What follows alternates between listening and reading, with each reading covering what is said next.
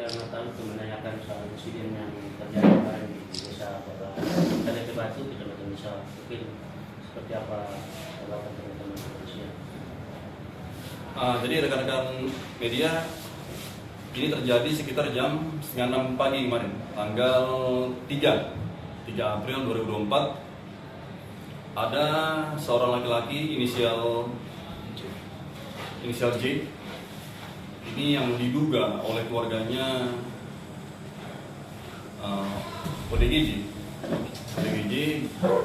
Dia melakukan tindakan kekerasan atau melakukan pembunuhan ke kedua orang tuanya, baik bapaknya maupun ibunya, dengan sejumlah beberapa tusukan, baik di dada maupun di punggung, sehingga mengakibatkan kedua orang tuanya meninggal dunia. Setelah itu, yang bersangkutan dengan membawa anak keduanya, perempuan, sekitar umur 6 tahun, itu lari ke hutan, ke atas gunung, tepatnya di daerah belakang rumahnya. Lari ke atas gunung dan masih dalam pantauan kami. Selanjutnya, karena jarak yang cukup memakan waktu serta akses jalan yang kurang baik, dari Polsek Sumarorong bersama personil itu menuju ke TKP dan menghubungi kesehatan untuk melaksanakan visum di lokasi kejadian. Pada saat akan melaksanakan visum, itu sudah kami berikan polis line atau garis polisi di seputaran TKP, di tempat yang kami anggap bagian dari tempat kejadian. Saat itu banyak masyarakat yang berkumpul dan sudah dihimbau oleh Polsek karena ramainya masyarakat berkumpul di sana. Akhirnya pada saat kita akan menunggu atau memulai untuk proses visum luar untuk kedua korban tersebut, orang tuanya, itu si pelaku turun sempat bernegosiasi dengan personil Polsek untuk melepaskan anaknya dulu, karena kita akan mengevakuasi anaknya, karena anaknya dalam kekuasaan yang bersangkutan. Setelah anaknya dilepas oleh yang bersangkutan, dengan secara membabi buta, si pelaku ini menyerang warga yang sedang berkumpul di luar dari TKP, sehingga warga atau masyarakat yang ada di situ berhamburan keluar. Kami sudah berupaya untuk mencegah dari kepolisian. Kami akan mengambil tindakan tegas, tapi karena banyaknya masyarakat yang berkumpul, kami tidak bisa mengambil tindakan tersebut. Sehingga ada dua masyarakat, salah satunya itu dokter atau petugas kesehatan dari Puskesmas Misawah, itu terkena sabetan parang, yang dimana dokter tersebut sekarang sudah dirujuk, pada saat itu dirujuk ke Rumah Sakit Polman dan sudah diambil tindakan operasi. Alhamdulillah sekarang juga kondisinya sudah semakin baik, tinggal menunggu pemulihan. Sama halnya juga satu orang yang terkena sabetan di punggungnya sudah dibawa ke puskesmas dan sudah juga dirujuk ke Polman untuk dilaksanakan operasi, dan kondisinya sekarang masih stabil. Ini kali ini Pak? Belum selesai. Setelah itu, karena pelaku ini membabi buta menyerang, diambillah tindakan tegas oleh anggota kami, anggota Polri, sehingga mengakibatkan yang bersangkutan ini meninggal dunia. Demikian, silakan Pak. Ini kan dinyatakan diduga ODGJ. Iya. Nah, yang menguatkan itu Pak, kira-kira apakah ada riwayat sebelumnya untuk bisa si pelaku ini dinyatakan ODGJ? Yang pertama, ada riwayat ODGJ yang bersangkutan pernah dirawat di rumah sakit tadi. Itu yang pertama. Yang kedua, keterangan dari keluarganya. Yang ketiga, yang bersangkutan termasuk orang yang dalam pengawasan Puskesmas Misawah karena diduga ODGJ. Yang selanjutnya, dari pihak keluarga itu sudah menyiapkan pasung di belakang rumahnya, itu dengan beton, dengan jeruji besi.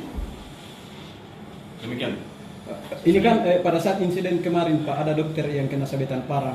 Apakah tidak ada pihak keamanan yang bersama dengan dokter pada saat ada insiden Pak, atau bagaimana? Yang saya sampaikan tadi Pak, pada saat si terduga pelaku ini kembali lagi ke kerumunan masyarakat Pak, mereka menyerang semua orang. Yang bersangkutan menyerang semua orang. Karena itu banyak berkumpul Pak, jadi kita tidak bisa mengambil tindakan tegas Pak di situ Pak. Sehingga terkenal lah ada 2 orang ini Pak, salah satu dokter ini yang terkena sabetan senjata. Mengapa pihak kepolisian melakukan visum sementara dalam kondisi yang tidak dalam keadaan tidak aman, Pak? Gimana Pak? Mengapa pihak kepolisian memanggil dokter untuk melakukan visum sementara kondisi saat itu masih sedang tidak aman? Memanggil visum tapi belum dilaksanakan Pak. Masih menunggu personil dari Polres karena masih di jalan dengan Polres Pak. Itu selang waktunya berapa menit? Sekitar 5 menit aja. Pada saat si pelaku ini turun lagi dari gunung Pak, itu 5 menit jaraknya dari kedatangan tim kami dari Polres. Biasanya kan visum dilakukan itu ada 2, yang pertama di tempat atau dirujuk ke puskesmas untuk dilakukan. Kenapa mengambil tindakan dilakukan di tempat ini Pak? Pertimbangannya permintaan dari keluarga karena akan cepat disemayamkan jenazah dari 2 orang tua ini. Jadi kami pertimbangkan visum di lokasi kejadian. Untuk kondisi TKP hari ini kemudian situasi keamanannya seperti apa untuk situasi sampai sekarang ini kondusif. Untuk jenazah dari terduga pelaku juga sudah dikembalikan ke keluarga tadi pagi. Apakah masih ada anggota personil disiapkan untuk menjaga? Untuk pengamanan masih ada, dipantau juga oleh Polsek Semarang. Saya sedikit lagi Pak, ini kan pihak dokter ini kan si dokter ini kan terluka dan sampai dirujuk ke rumah sakit Polewali Pak. Nah, bagaimana dengan tanggapan pihak keluarga dokter ini Pak kira-kira? Apakah tidak ada pihak keluarga yang keberatan kah atau seperti apa Pak sejauh ini?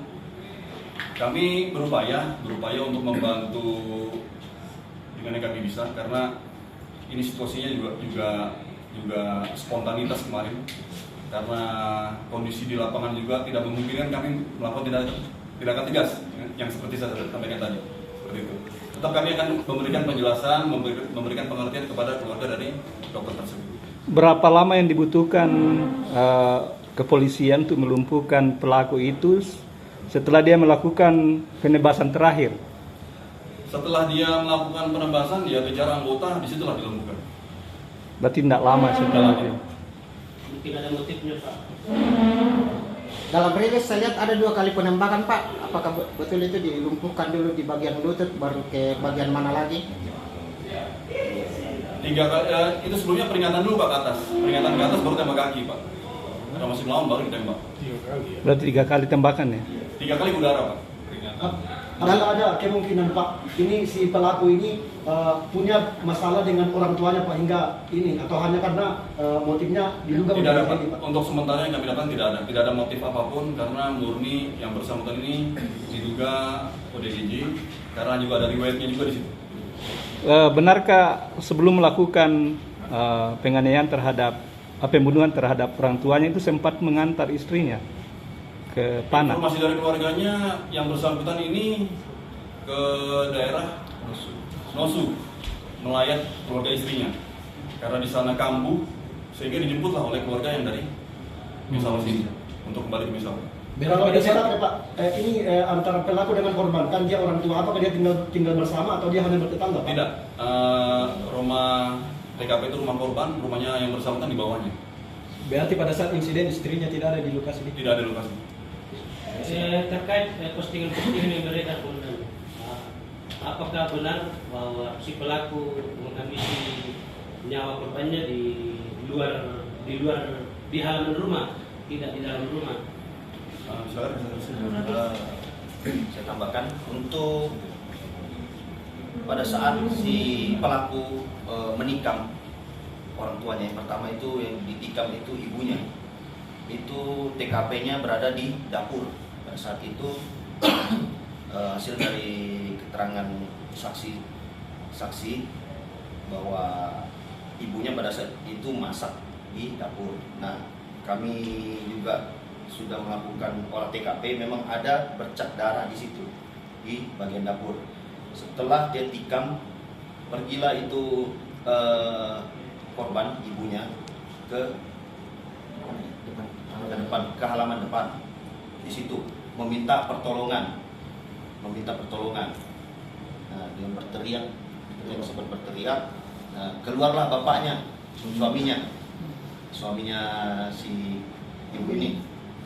Nah, keluar terus langsung ditikam oleh si pelaku.